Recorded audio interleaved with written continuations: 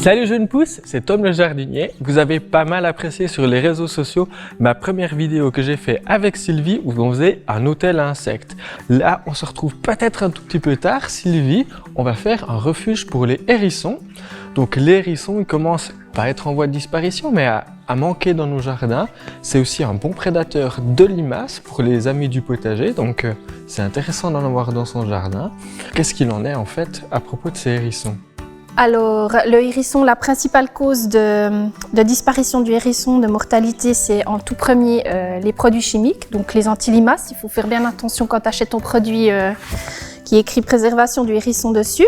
Donc là, on est plutôt sur quelque chose au féramol et puis pas le produit traditionnel. Exactement. Ok. Oui, c'est juste. Ensuite, c'est les dangers de la route. Bon là, ma foi, on n'y peut pas grand-chose. Hein, Eh ben moi, je vais te contredire. Si on y peut un petit peu, si nos haies, on a une barrière, une clôture qui va jusqu'au fond, souvent à côté de la route, ben, peut-être l'hérisson voudra traverser. Il n'y a peut-être pas de voiture à ce moment-là.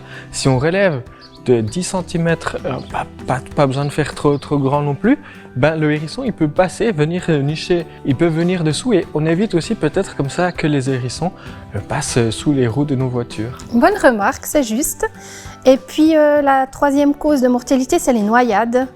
Donc évitez si vous avez un point d'eau de laisser par exemple une piscine sans bâche, tout ça, pour pas qu'il se noie à l'intérieur.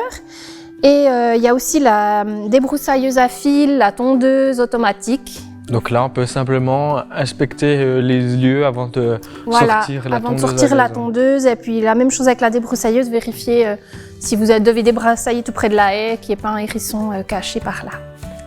Et sinon, on peut aussi laisser un petit peu les herbes devenir un peu plus hautes. Comme ça, on accueille aussi plein d'insectes. Ça, c'est encore mieux. Voilà. Donc là, tu nous as confectionné un hôtel à hérissons. Qu'est-ce que tu peux me dire? Bon, on voit déjà que c'est du bois non traité, du bois naturel. Je crois voir que tu as fait ça avec du matériel, un petit peu de récupération aussi. J'ai utilisé des planches de pin ici. Et puis, donc j'ai fabriqué une cage. Si vous en faites une chez vous, pensez à la faire pas trop petite. Là, j'ai fait 50 sur 50, c'est le minimum. Voilà. Comme tu peux remarquer, Tom, j'ai mis une planche ici. Ici, une ouverture, donc de 10 cm sur 10. Ensuite, ici, un passage de 10 cm, ça fait un petit couloir. Ici, on a une deuxième entrée de 10 sur 10 aussi. Donc, c'est 10 cm, 10 cm, 10 cm. Donc ça, c'est pour éviter que les chats, les fouines viennent visiter l'abri de nos hérissons. Voilà. Surtout si tu as envie de le servir comme réfectoire. Ça veut dire que tu peux décider d'aider le hérisson à la sortie de son hibernation fin mars, début avril. Tu peux décider de mettre une petite auge avec des croquettes pour chat et de l'eau uniquement, surtout pas de lait. Donc c'est clair que ça va peut-être attirer les chats, mais avec ce système comme ça ici, ils ne pourront pas passer ce S. D'accord. Voilà. Et puis tu me disais que tu les nourris, mais moi je les nourris pas toute l'année. Je pense que quand ils sont au potager, ils ont assez de limaces. Est-ce qu'on les nourrit encore toute la belle saison? Non, surtout pas. Juste fin mars, début avril, une fois que tu commences de voir des limaces au jardin, il faut tout enlever. Et puis c'est à eux après de se nourrir naturellement. Hein. On va quand même laisser un petit peu d'eau? Oui, l'eau, alors ça tu peux laisser toute l'année. Après peut-être pas dans la maisonnette. Si après il décide de l'utiliser pour faire son nid, c'est peut-être bien de mettre l'eau à l'extérieur. Et où c'est qu'on va la mettre? Alors, où c'est qu'on va la mettre? Ça serait bien de la mettre dans un endroit abrité, sous une haie, ça serait l'idéal. Tu peux la mettre contre un mur, mais dans un endroit tranquille, à l'abri des rayons du soleil, à l'abri de la pluie, à l'abri des vents. J'ai fabriqué un toit avec une palette. J'ai mis un papier goudronné dessus pour protéger de la pluie. Donc voilà, on va le mettre dessus. Tu peux après, si vraiment tu veux vraiment faire quelque chose de chouette, c'est recouvrir de feuilles mortes ou de branchages. Ça, ce serait bien. D'accord. Et puis moi, si admettons, je ne suis pas du tout bricoleur, tu as des solutions pour moi? Oui, j'ai des solutions pour toi. Tu peux simplement décider de prendre une palette et puis si tu as une pile de bois pour le feu, chez toi, tu peux décider de mettre la palette et le bois après ta pile de bois par-dessus. D'accord. Donc là, dans celui-là, on va pas mettre de feuilles mortes. Non, c'est mieux pas. C'est au hérisson d'amener son propre matériel. Donc tu peux lui fournir à côté des feuilles mortes ou de la paille ou autre chose, mais c'est mieux de rien mettre dedans. D'accord. Et puis, donc, on met une maison à hérissons si on a un hérisson dans son jardin ou si on veut attirer les hérissons. Tu peux essayer de les attirer, d'autant plus si tu décides de mettre un petit peu de croquettes. Ils ont un flair très sensible.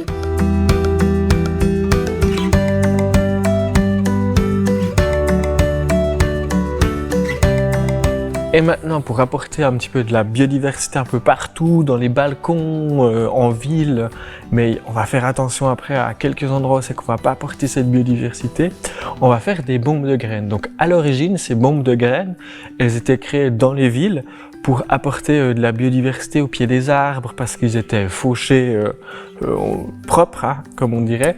Mais on peut aussi en faire à la campagne, hein, par exemple, pour mettre au bord de nos routes. Donc là, tu nous as tout préparé le matériel pour faire ces bombes de graines. On a besoin de quoi? Alors, on a besoin déjà de terreau. Voilà. Donc ça, c'est le terreau universel. Voilà. De préférence biologique, si vous l'achetez, regardez que ce soit quand même du bio, c'est le terreau universel. Voilà. D'accord. Sans tourbe. Voilà, sans tourbe. Et puis tu peux aussi prélever de la terre dans ton jardin. Hein. D'accord. Ouais. Là, je vois que c'est pas du café soluble, c'est de l'argile. Voilà, c'est de l'argile que j'ai trouvée près de chez moi, que j'ai mis à sécher, je l'ai concassée, puis après je l'ai tamisée. Après, tu peux aussi en acheter, si tu veux, de l'argile, simplement de l'argile verte. D'accord, voilà. Celle qu'on trouve en pharmacie pour se faire les masques. Exactement, c'est la même. Et puis, bah, du coup, on a les graines. Là, tu m'as dit que tu avais sélectionné des graines. Oui, c'est des graines biologiques indigènes suisses. D'accord. Ici, elles sont mélangées à du sable. Donc, indigènes, ça veut dire que c'est des plantes qui viennent de chez nous. Exactement, c'est des plantes de notre pays. Comme tu dis, c'est important de ne pas amener une plante étrangère dans la nature. Si on va commencer de disperser nos petites bombes à graines, c'est important de respecter ça. Et du coup, niveau graines, tu me conseilles de mettre quoi dedans à peu près? Alors, tu peux mettre de la facélie, de la clôtie des champs, de la centaurée, du trèfle. Mais il faut regarder, il y a des mélanges de plantes sauvages indigènes dans les grandes surfaces ou chez ton jardinier, tu peux trouver ça. Ouais. Et puis du coup, tout ça, ça va faire de jolies fleurs, ça va attirer les insectes et puis c'est aussi très décoratif du coup. Exactement. Bon, eh ben, il n'y a plus qu'à. Il n'y a plus qu'à. Donc là, dans cette bassine, on va faire une recette que tu m'as dit. Comment est-ce qu'on fait? 10 cuillères à soupe de terreau, 8 d'argile. Et puis là, comme c'est mélangé à du sable, on peut en mettre 2, voire 3. Si vous avez des graines vraiment pures, sans sable, 1 cuillère à soupe suffit. On arrive à faire ça en famille, on arrive à avoir des chouettes résultats. Puis à l'approche des fêtes de Noël, des vacances et tout ça, c'est une chouette activité à faire. On va quand même disséminer les bombes de graines un petit peu plus tard, au début du printemps. Oui, alors une fois qu'on les aura confectionnés, c'est bien de les mettre sécher directement. Et puis tu attends le mieux c'est d'attendre... La fonte des neiges. Voilà, la fonte des neiges. Ouais. Ça, après il faudra qu'on prenne nos doigts. Yes. Et puis il faudra humidifier, là c'est sûr que ça suffit pas, on va mettre de l'eau encore. Ok. L'argile prend... Enfin je ne sais pas. Mon terreau était bien mouillé, peut-être il faudra qu'on voit, ça doit donner une consistance de pâte à modeler un petit peu, mais là, il faudra pas mettre beaucoup d'eau. Mais et du tu coup, prends un petit peu. Et puis tu fais une boule. La donc taille, là, c'est alors, il faut vraiment pas faire trop grand. Hein. Un gros gnocchi. Alors, si tu fais ça au printemps et puis que tu sais qu'après tu vas directement les mettre en place, tu peux t'amuser à faire plus grand. Mais là, comme on va les mettre sécher, un petit peu plus gros. Ouais, voilà, une noix, même un peu plus petit quand même, entre noix et noisette. Ça peut être un cynorhodon. Non, mais voilà, ce que ça représente à peu près dans la paume d'une main.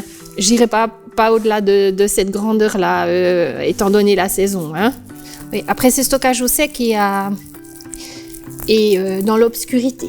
D'accord. Si tu les mets en place et puis que ça germe pas, il y a de fortes chances que les limaces soient passées par là. Et puis, il faut aussi réfléchir un petit peu au moment où tu les mets en place. S'ils annoncent un jour de pluie et puis qu'après il pleut pas pendant un mois, c'est Peut-être passer un petit coup d'eau. terrible. Ouais, voilà, il faudrait penser quand même à arroser. Hein. Voilà, tu sais maintenant comment faire des bombes de graines, mais aussi comment accueillir un hérisson chez toi. Si tu as des questions, n'hésite pas à me les poser en commentaire, on se fera un plaisir d'y répondre. On se retrouve tout bientôt pour une prochaine vidéo. D'ici là, bon jardinage. Ciao jeune pousse.